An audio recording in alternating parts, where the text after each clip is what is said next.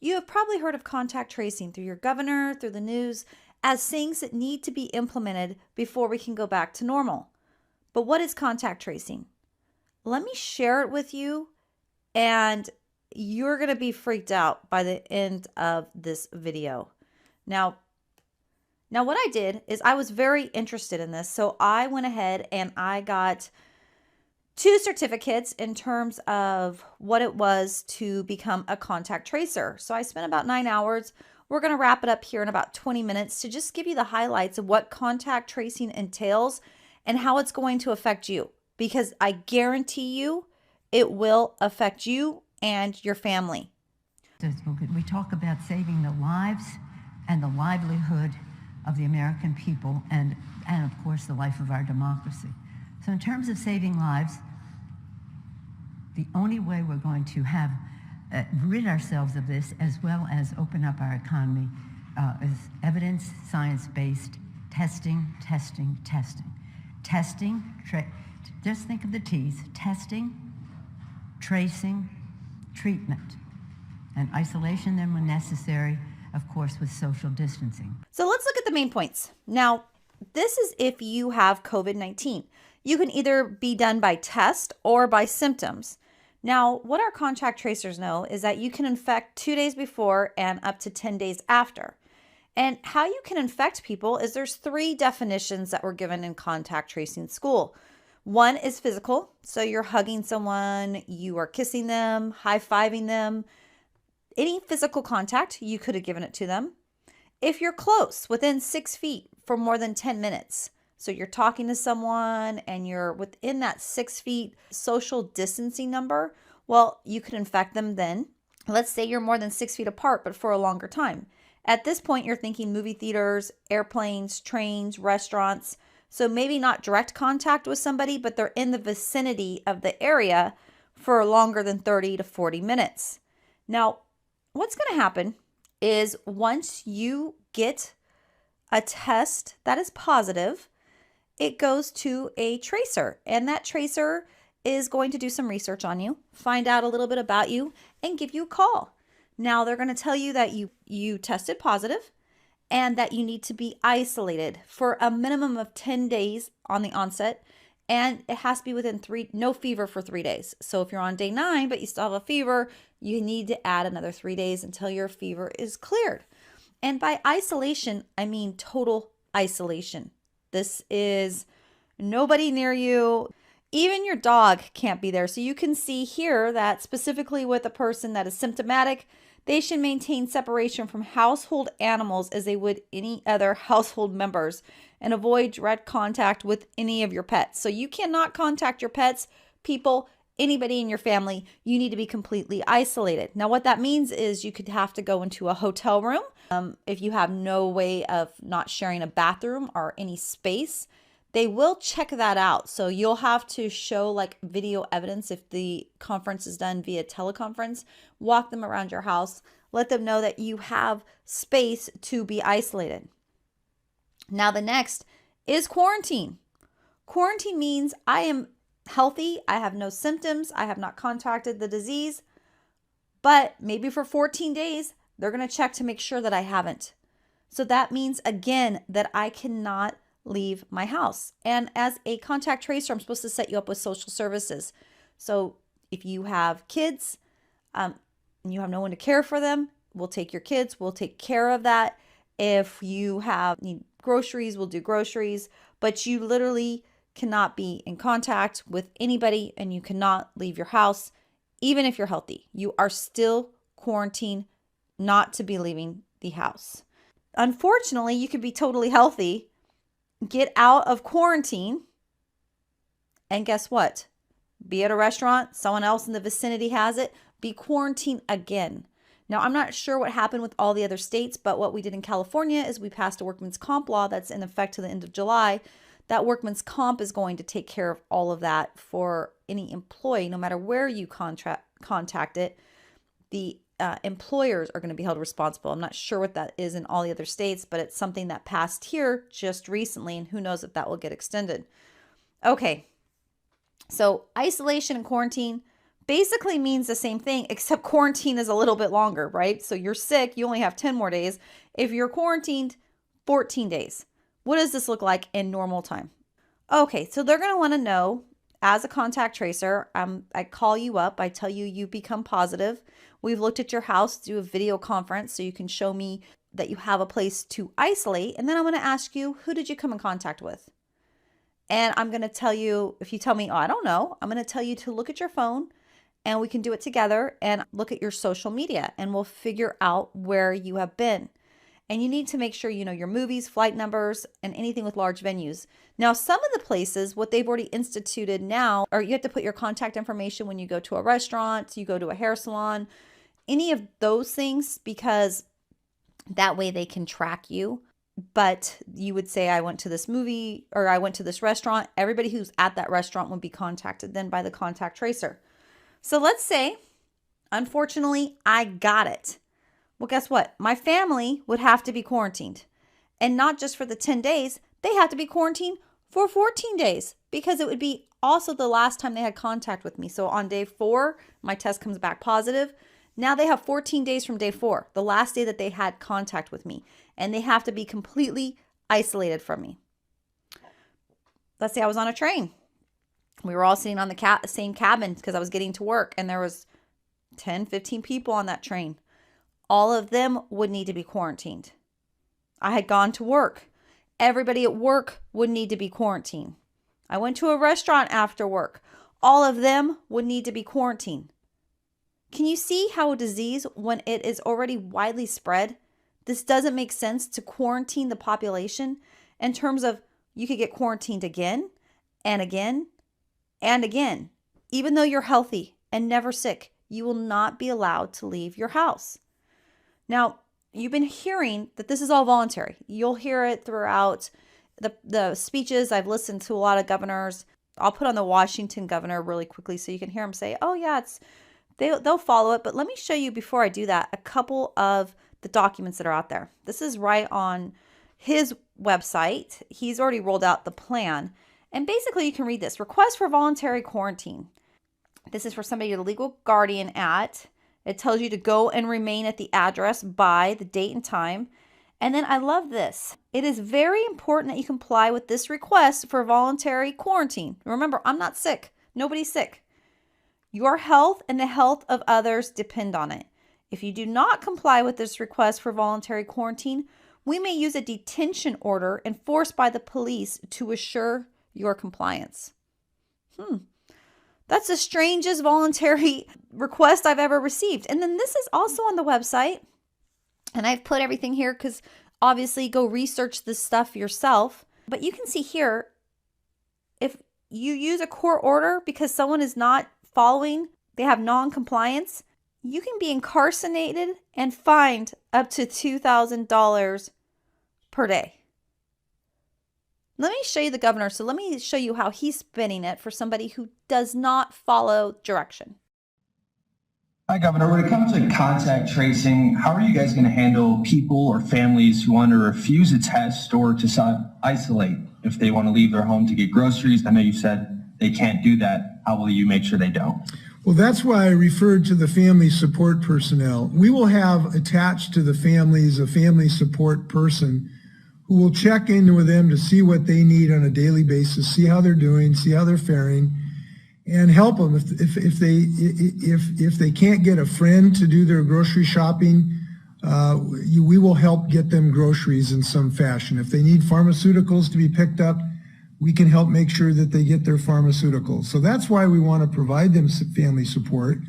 As far as refusal, it just shouldn't come to that, and it really hasn't. We've had really good success when we've asked people to isolate.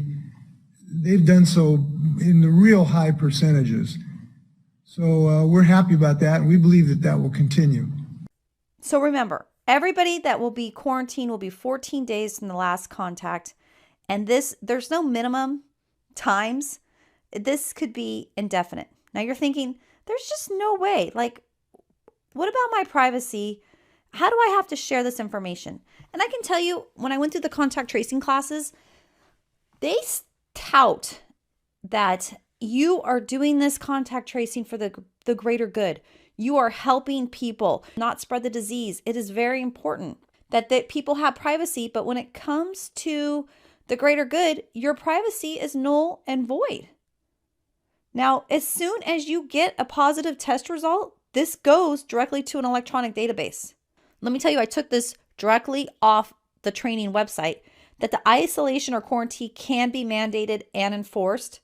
And there's other health enforcements such as vaccines or requirements to take medicine, because you cannot risk being infected and giving it to others. When you're tested for COVID-19, you might assume that your test result will stay confidential with your doctor and the health department. After all, that's how it usually works with medical information, but we're living in unusual times. The Associated Press has revealed that across America, there's widespread sharing of medical information between health officials and law enforcement. Denver is doing it, so's El Paso County. It is law enforcement specific information that is only in our computer-aided dispatch. Jacqueline Kirby is with the El Paso County Sheriff's Office. She says addresses are flagged identifying homes of people who have tested positive for COVID-19. We get sensitive information all the time. We have cautions on addresses for a myriad of reasons, and this is just an additional layer of protection for our deputies. I want to share with you, this is just something in California, that's where I'm located, but you can read here, and I'm assuming that a lot of other states have similar things. This shows that they can, because you can see here, a threat of a communicable disease outbreak or epidemic that threatens the public health, it gives them the rights to do this. Adopt and enforce regulations requiring strict or modified isolations or quarantine for any contagious infections or communicable diseases. It takes measures as necessary to ascertain the nature of disease and prevent its spread. It can take control of the body of any living person or the corpse of any deceased. It can quarantine, isolate, inspect, and disinfect persons, animal, houses, rooms, and other property. So, based on what we have right now, I don't have any privacy rights. You can see here, this is just New Jersey. I just wanted to throw this out there because other states have laws. This was enacted in 2005. So I suggest you go start researching what is allowed in your state and what rights you have given up when you start looking at a disease that could pose a risk to the health of the population. Let me put it very clearly. You have no constitutional right to endanger the public and spread a disease, even if you disagree. You have no right not to be vaccinated. You have no right not to wear a mask. You have no right to open up your business. Wait, can I stop you? Yeah. No right not to be vaccinated, meaning if they decide you have to be vaccinated, we have to be vaccinated? Absolutely. And if you refuse to be vaccinated, the state has the power to literally take you to a doctor's office and plunge a needle into your arm. If the vaccination Where is that in the Constitution? If the vaccination is designed to prevent the spreading disease. If the vaccination is only to prevent a disease that you will get, for example, if there's a disease that will kill you, you have the right to refuse that, but you have no right to refuse to be vaccinated against a contagious disease. Public health, the police power of the Constitution, gives the state the power to compel that, and there are cases in the United States Supreme Court. So they talked about tools available for contact tracing because they said, in California, we're supposed to have 20,000 contact tracers for our population. They said you might get a lot of these cases. So you might be doing a couple 100, 500,000 a day. How else can we do it? And I thought this was weird, but they talk about China and North Korea. They say China and North Korea have a great system because they have a centralized database. And this database has everybody's phone number and they're given a unique code. And these codes track them through GPS. So as soon as they're in contact or somebody has it, they can send a notice out to everybody and they automatically know that they've been infected. We don't have that in the USA, so it was weird that they brought that up. However, they wanted to share was a great system. They started talking about the USA and that they have smartphone apps and also that businesses should be taking information if somebody comes infected at this point until apps are more widespread. I wanted to share about apps because you've heard they're voluntary. They're voluntary. And right now in the US, there's some apps out there and we'll look at those, but they're about 2% of the people have downloaded them. And they said they need at least 50 to 70% of the population to download it to make apps effective. But how do these apps work? Well, let me share what they're doing in India. So India released an app and they said this is a voluntary app. You do not need to download it. However, get this. In order to go anywhere, you have to have the app. So if you want to get on a plane, you have to show the app that you are not under quarantine or isolation. You want to get into work, you have to show your app. You want to get on a train, you have to show your app. So they said, oh, it's voluntary. They had the most downloads, more than Pokemon Go, because guess what? You couldn't go back to life without downloading the app. Now, I also put here New Zealand's app. What they do is they give you a QR code. You have to scan that QR code to get anywhere. So if you're supposed to be on quarantine or isolated, guess what? You're not getting anywhere because your app doesn't show you're cleared. So that's how they're really able to enforce this without a huge police or military presence, because you just can't go anywhere without the app. You can't get in the grocery store because they're going to have a QR code where you need to scan in. Now, you may be thinking, well, do they even have that in the United States? Well, here's 4 states that already have their app ready to be downloaded. And like I said, they're at about 2% right now. But you might have noticed this on your iPhone the other day. This showed a software update. And if you didn't see it, you might have already got the automatic update. But basically it says this allows COVID-19 contact tracing apps to work. And you may not even have known it. It was a very quick little update, but it has already come to the United States. Recently, Google and Apple just gave out some information. I thought this was great. Here's the website at the bottom.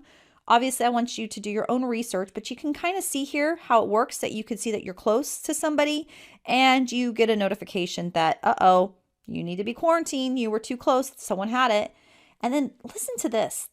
In this second phase in the coming months, this is really interesting because it talks about that they're going to use Bluetooth in the first phase, but without requiring an app to be installed. If a match is detected, the user will be notified.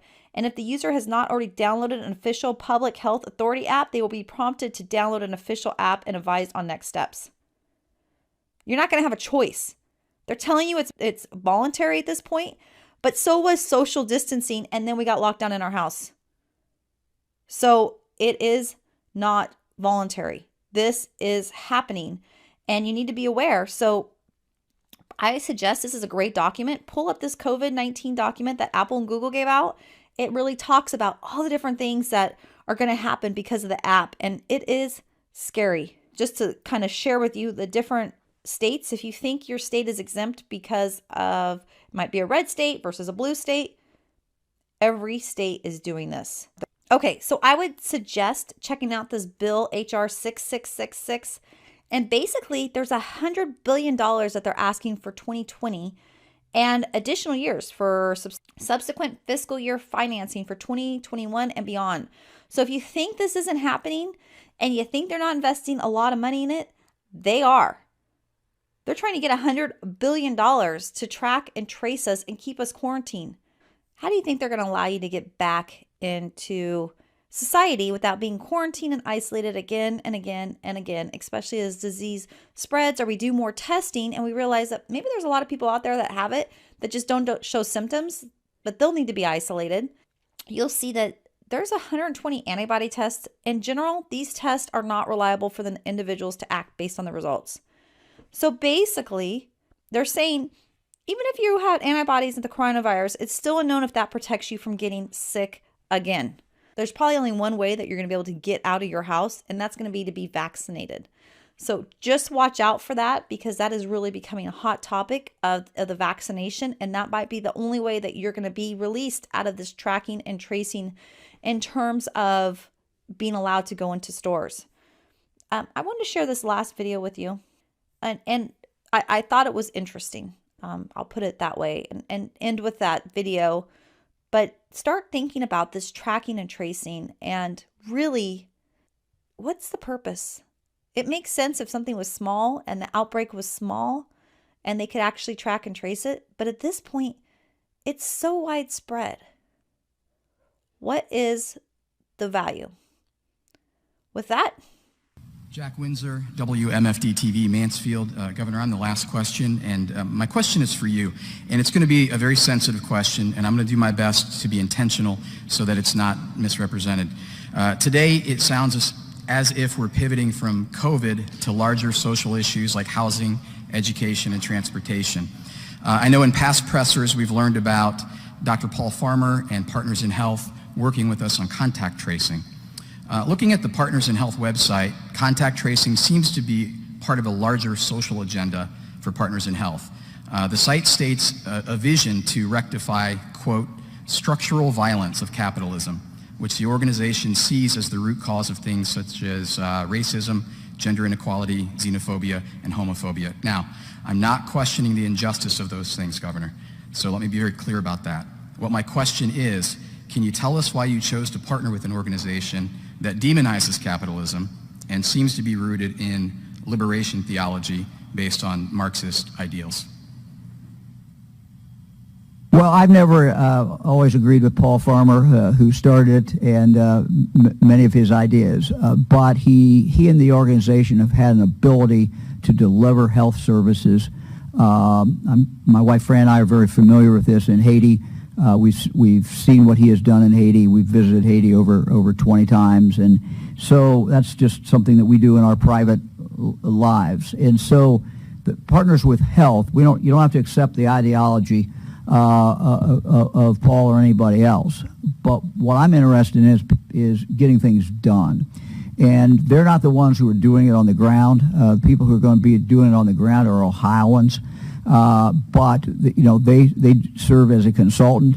They have done this type of work not only in the United States but around the world. They're pretty darn good at it. And so I'm going to take help from wherever I can get help and wherever I find expertise. I don't have to agree with everyone's ideology or what they think about everything in the world, and to accept that, to be able to use their help. We're in a war. We're in a battle. We're going to put the best people we can on the field.